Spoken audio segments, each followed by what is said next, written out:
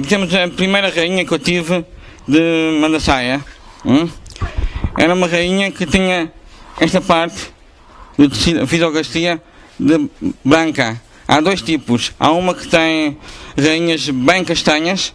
Esta parte é muito, fica toda castanha e não consegue ver nada. Mas as que estão com esta parte branca, da parte mole do abdômen, é transparente e no início a gente consegue até ver os ovários, os ovos e até algumas estruturas internas do inseto. Esta foi a minha primeira rainha. Era uma rainha brasileira. Esta não nasceu em Portugal. Os filhos dela é que nasceram já em Portugal. Então vamos começar como é que o Capas percebeu que havia obreiras rainhas. Ao levar para Portugal e tentar aclimatar uma colónia de Melipona quadrifasciata, eu tive que, como estava no inverno de Portugal, eu tive que, numa casa, colocar uma colmeia a voar para uma gaiola de rede. E as abelhas coletavam só naquela gaiola de rede. E todas as noites o Capas ia limpando o que morria, tentando descobrir se era macho, se era obreira, se era rainha, como é que morria, as bolas de lixo, o que é que continha. E descobriu que havia obreiras que eram decapitadas. Mas é estranho, porque é que decapitam as obreiras e não matam de outra maneira? Cortam o abdômen, cortam um bocado do tórax, as asas, as patas, não. Eles sempre cortavam a cabeça. Mas essa morte é destinada para a casta real. A casta real é a rainha. Quando aquela obreira morreu da mesma forma que morre uma rainha, a virgem. Então comecei a pensar, porquê é que cortam a cabeça e não cortam outra coisa? É que a rainha virgem, para conseguir dominância na colónia, usa as glândulas mandibulares. Produz o feromona mandibular real. E essas glândulas, quando começam a funcionar, não terminam nunca. A única maneira de as parar é cortar a cabeça para não haver sangue a irrigar as glândulas e então aí, como a falta de irrigação de sangue e de alimentação, as glândulas param porque não têm nutrientes para começar a produzir. Por isso a morte é sempre decapitação. E foi aí que eu descobri as obreiras rainhas. Também havia outro fenómeno. Havia obreiras que já não dormiam na caixa. Saíam da caixa e ficavam na gaiola de rede e pernoitavam na gaiola de rede. Para mim fazia estorvo, porque eu queria limpar a colmeia, o território, as impurezas, as abelhas mortas e tudo. E estavam sempre abelhas, eram altas horas da noite, 2 horas da madrugada, e ainda havia abelhas na gaiola de rede. E eu tentava cair nelas e introduzi-las na colmeia. Mas quando introduzia nas colmeias, ouvia logo o som de alarme. E as abelhas agarravam nelas e cortavam a cabeça. E eu vi, uma coisa tão estranha. Então aí comecei a tomar nota que as abelhas que dormiam fora, ao terceiro dia, eram decapitadas.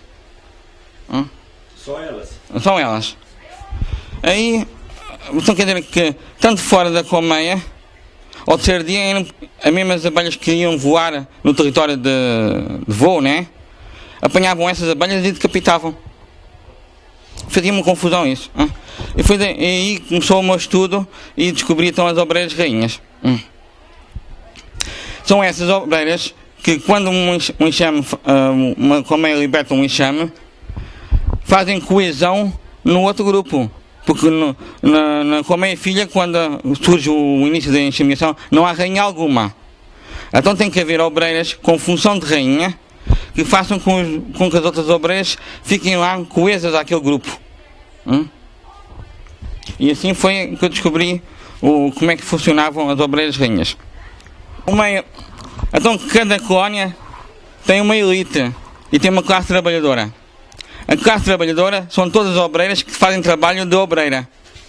Mas no Meliponídeos, um trabalho de obreira é pôr ovo. Mas ovo alimentar.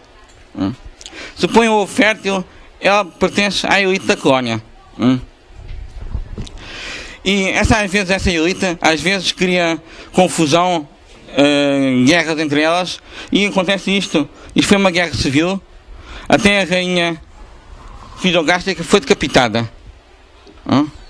Quer dizer, formou-se dois grupos rivais na mesma colónia e que lutaram pela dominância do poder da colónia. Isto é a situação pior que a gente pode ter. Porque são abelhas da mesma colónia que andam a lutar umas com as outras. Não é uma colmeia de fora que vai lutar lá, que vai tentar pilhar ou vai fazer qualquer coisa. É a mesma colmeia. Isso é difícil de acontecer. É? Isso é difícil de acontecer. Não, é realmente fácil. Se a gente estabilizar muito a colónia, acontece. E então aí, até a rainha é morta. Não, é uma confusão. Não conseguimos separar as fações rivais. Porque são abelhas iguais. Por isso, na meliponicultura a gente deve fazer um maneio para tentar evitar a todo custo uma guerra civil. Tentar não perturbar a colónia, tentar que a rainha tenha sempre o poder da colónia. Como é que se descobre essas outras obreiras que tenham... Quando existe um número de obreiras rainhas grande e há confusão, as abelhas começam a correr muito pela colmeia, a bater as asas. E sempre muito agitadas. Isto é sinal que há instabilidade na colónia. Isto quer dizer que os feromonas reais estão muito altos. Ao estarem muito altos, cria aquela confusão toda. Essa confusão toda também vai interferir nos favos da cria. Porque esses feromonas muito altos, as crisálidas, portanto, as pupas, absorvem isso e a abelha que vai nascer desse casulo, não consegue amadurecer como deve ser.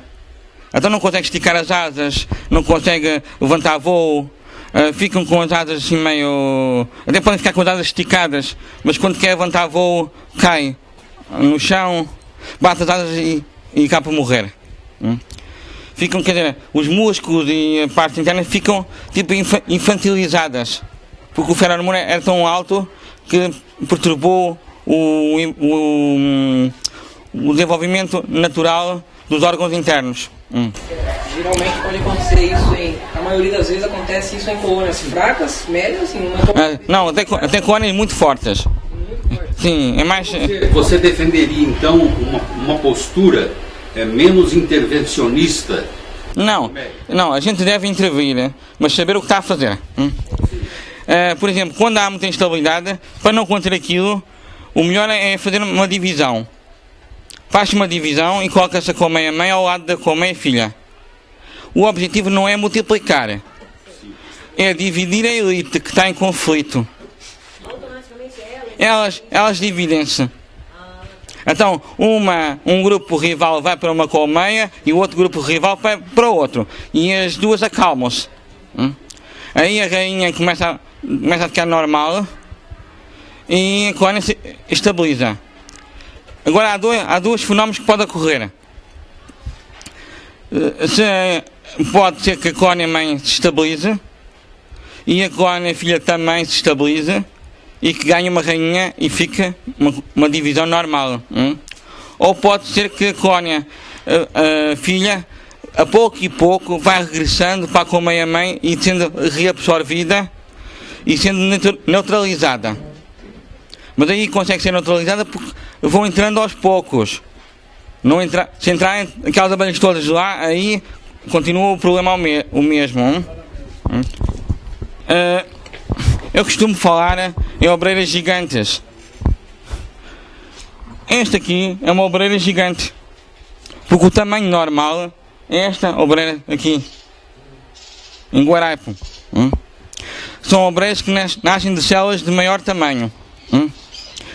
E segundo as análises da professora Carminda, estas obreiras maiores apresentam glândulos sergais típicos de rainha. Por isso, devemos evitar que estes bichos apareçam na colónia em grande número. E tentar o possível para que esses bichos nunca funcionem na elite. Funcionam como obreira. É a futura rainha, não? Seria uma futura rainha, não? Sim, ela se torna facilmente uma rainha. Este indivíduo aqui parece uma rainha fisogástrica, mas na verdade é uma intercasta. Ela tem um tórax típico de uma obreira e cabeça típica de uma obreira. Os anéis são uma mistura de uns anéis de obreira com os anéis de rainha. Por isso ficam com uma posição um bocado estranha no abdômen fisogástrico. Mas esta intercasta está a funcionar como uma rainha normal. Portanto, ter isto ou ter uma rainha é a mesma coisa. Foi fecundada, põe ovos, faz o ritual. Nesta foto vamos ver uma coisa interessante. Umas células muito compridas. Estão todas abertas. O que é que quer dizer isso? Quer dizer que no ritual de postura a ordem de construção está sendo divulgada muitas vezes. Porque o ritual de postura tem várias fases.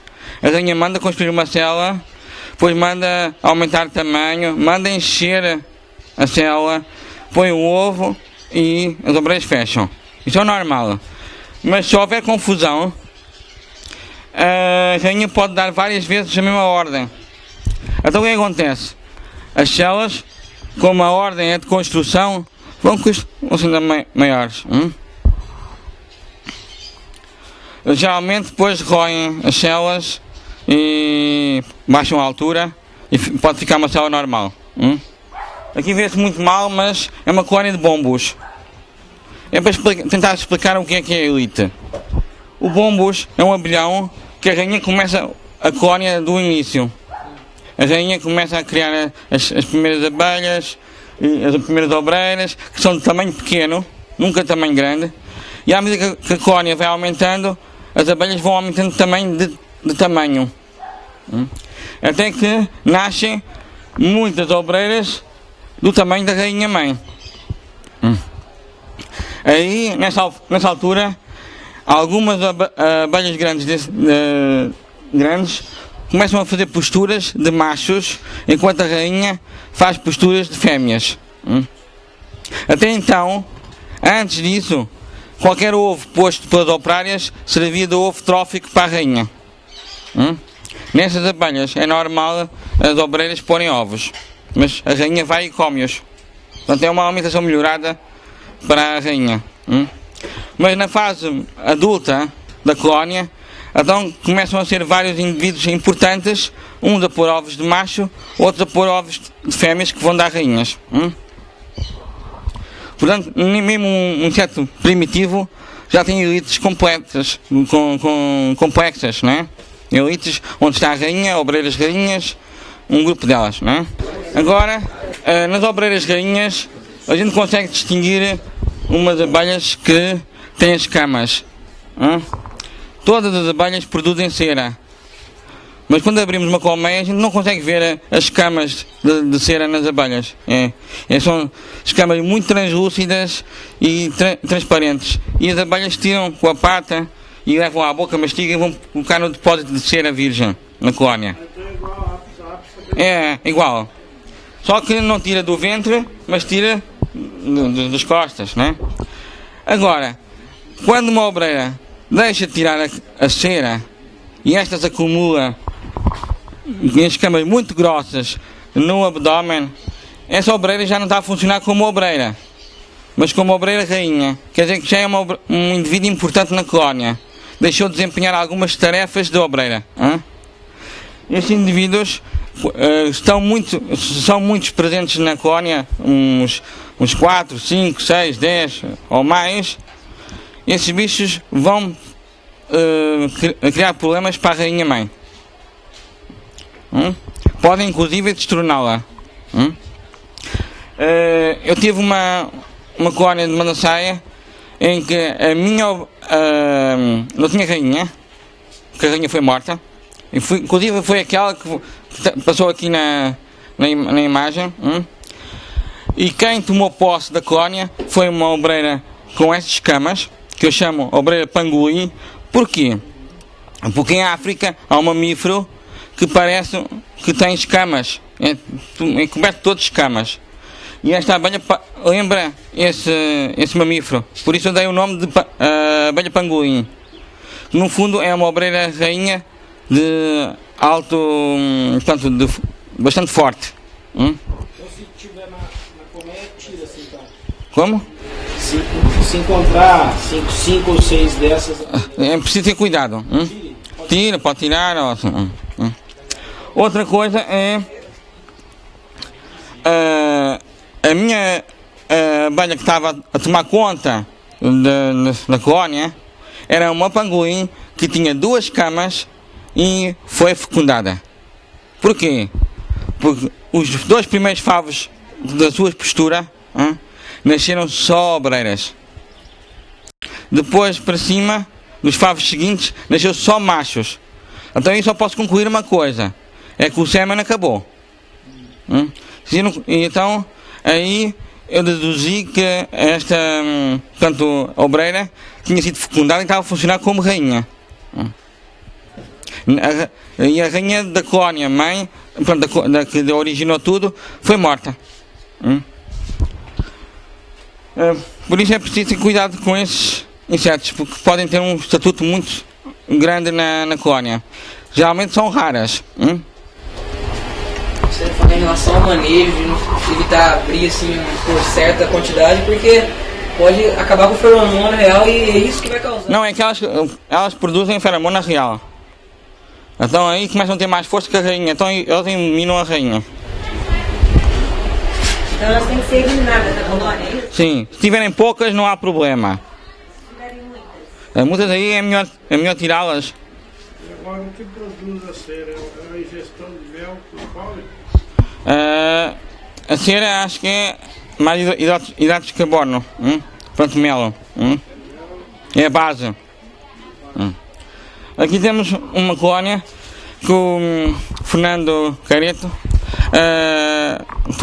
mandou-me um e-mail muito aflito. Oh, Capas, eu tenho montes de abelha pangolim numa colmeia do Uruçu. O que é que eu faço? Olha, devias eliminar isso, porque senão a tua rainha corre perigo. Mas ficámos os dois contra a eliminar esses bichos. A gente não gosta de matar muito. Então ele juntou 25 obreiras com escamas de cera numa caixa. Fechou a saída e elas ficaram presas nessa colmeia. E todas tinham escamas. No dia seguinte, quando ele vai ver, todas as escamas tinham caído, exceto algumas. Inclusive ficou uma só abelha com 4 escamas de cera. O resto caiu tudo. Isso quer dizer que só uma começou a produzir, ficou como rainha, e as outras todas passaram de obreira rainha para obreiras. Inclusive o Fernando doou favo a estas abelhas e originou uma colónia nova com rainha a partir destas. Portanto, se tiverem numa colmeia vossa muitas abelhas, catem-nas todas, põem numa caixa, aí elas criam uma estabilidade, aí dão favo e ficam com uma colónia nova. Esta é que é a abelha dominante da colónia. Permaneceu com as camas todas, enquanto as outras deixaram cair as camas. Todas ficaram normais. A cera é produzida e vai ser depositada em depósitos de cera virgem. Esses depósitos podem também se transformar em fábricas de cerume. São uma espécie de umas borbulhas brancas que se encontram geralmente no invólucro. Assim, umas borbulhas assim brancas, montes. Vejam bem o que é que está aqui nesta imagem. Eu podia dizer que são 2 operárias a nascer, né? Acabaram de nascer mas em ápice, né? Agora reparem uma diferença. Isto é uma obreira que está a nascer aqui a sair da cela. Olha bem o olho dela, bem grande. Olha bem, comparem com este olho. Um olho mais pequeno. O abdômen é grande demais para ser uma obreira. Isto aqui é uma intercasta em Apis mellifera. Acontece em colónias com rainhas velhas ou em colónias onde a população é muito grande. Aqui está favo em corte de um favo de Apis mellifera. Não acham que aqui há uma coisa diferente do resto? É tudo célula de operária. Mas não acham que este indivíduo aqui destoa do resto? Cabeça menor, olhos de uma maneira diferente, o abdômen muito mais alongado. É uma intercasta. As intercastas nascem de uma célula de obreira. Não fazem a rialeira para nascer nenhuma intercasta. Isto foi uma larva que foi alimentada e que na alimentação não recebeu o cheiro da rainha como deve ser.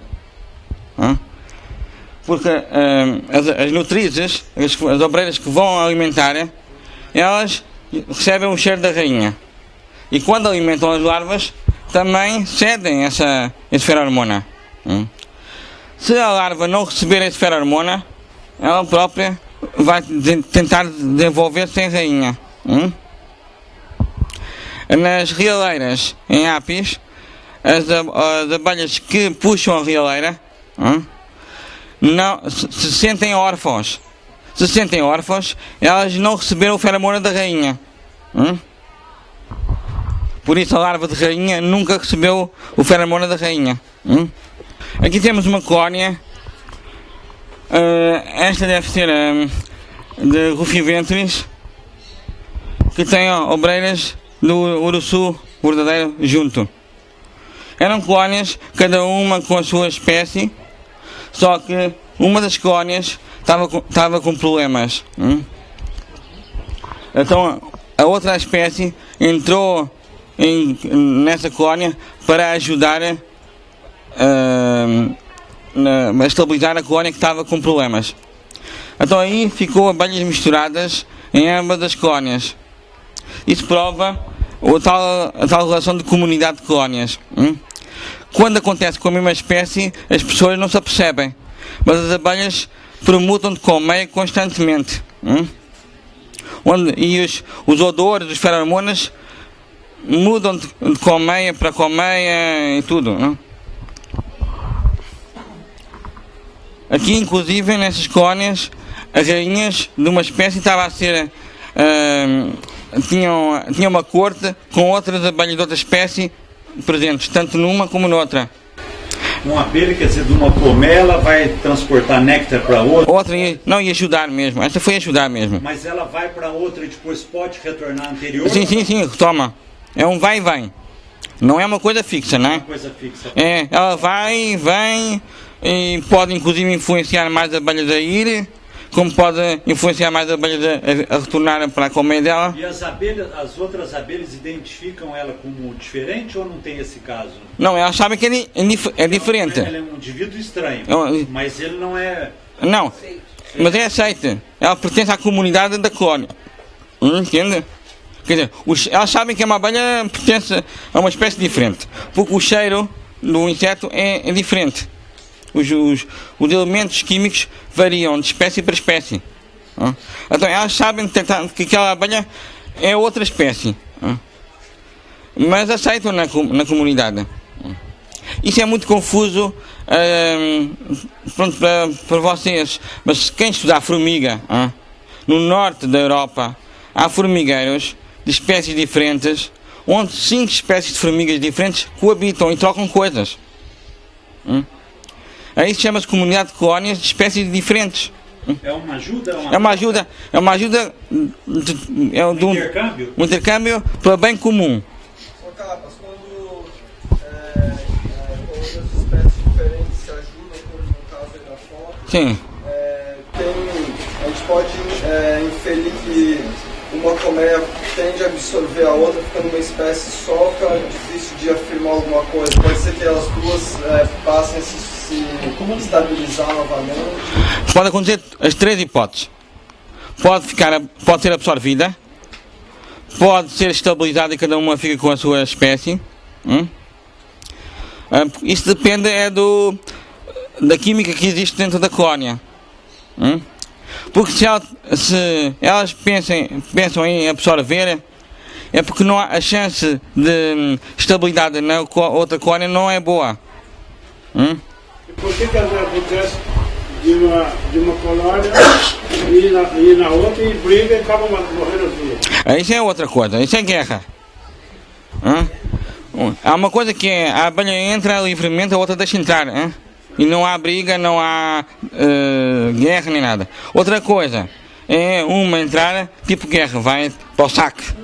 Aí no saque há guerra mesmo. Aí morrem, defendem e fazem muita coisa, não é? Não, mas eu tive essa experiência e eu achei que elas estavam se ajudando. Tá? Sim. Fiquei feliz, mas aí só a colônia é mais forte, está indo na mais fraca, Sim. estava alimentando, e elas começaram a apresentar um movimento mais normalizado. Mas na realidade não era ajuda, elas saquearam tudo que tinha na mais fraca. Sim, mas nas colónias, quando temos várias colónias, é comunidade, da mesma espécie, pode haver abelhas que desapareçam de uma, quer dizer, vão buscar tudo a uma colónia para absorver. Daí vou contar o que aconteceu comigo. A pessoa que erra com a teoria das 44 colónias por causa da genética, me falou comigo: olha, João, leva várias famílias diferentes para Portugal. Eu levei 4 colónias de Manassaia para Portugal. Entretanto ainda vivia em Lisboa. Foi em Lisboa. Coloquei as colónias no exterior na primavera. O que me aconteceu é que no mesmo dia as 4 colónias ficaram sem rainha-mãe. Eu não consigo explicar, né? Mataram as rainhas todas. Ainda podia ser, mataram uma agora, outra depois, não. No mesmo dia fiquei sem rainha nenhuma. Mas tinha rainhas virgens e tinha machos e tinha bastante favo em todas elas. Eu digo assim, bom, agora fazem outra nova, né? O que aconteceu é que a colónia da ponta começou a migrar toda para uma delas. E levaram tudo. Tudo de tal maneira que a caixa ficou limpa. Já não tinha nem pote, nem mel, nem cerume, nem nada. Levaram tudo. Eu pensei que a coisa ficava por aí. De repente, a outra também migrou para dentro da outra. Mas aí deixaram os potes. Levaram o mel, ficou os potes vazios e algum cerume. E a outra também foi. Quer dizer, as 3 juntaram-se numa só. E essa aí conseguiu então a rainha. Por que fizeram isso? Não fizeram isso por... fizeram isso por uma razão. A gente pode não entender. Mas possivelmente elas mataram a rainha porque houve confusão com todas. E perceberam que tinham que se juntar todas numa para conseguir uma rainha nova. Que não conseguiam fazer várias rainhas em cada uma. Então aí unificaram-se todas numa colónia para depois enxamear. No ano seguinte, essa colónia única enxameou e ficaram 2. Tudo bem, nesse ano.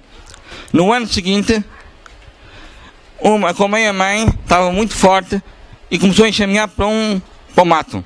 Não sei para onde, nunca descobri onde é que foi a colónia. Mas estavam a ir abelhas com cerume e com tudo. Aí eu percebi que estavam a enxamear e disse assim, bom, se a colmeia-mãe está a enxamear, o melhor é dividir a colmeia-filha para ver se não perco nenhum enxame, né? E dividir a colmeia-filha. Tudo bem. Aceitaram a rainha. Até começou com uma rainha que eu apanhei no chão. E já tinha aqui uma rainha, pus dentro de uma caixa, tirei a favo. Tudo bem. As abelhas não gostaram da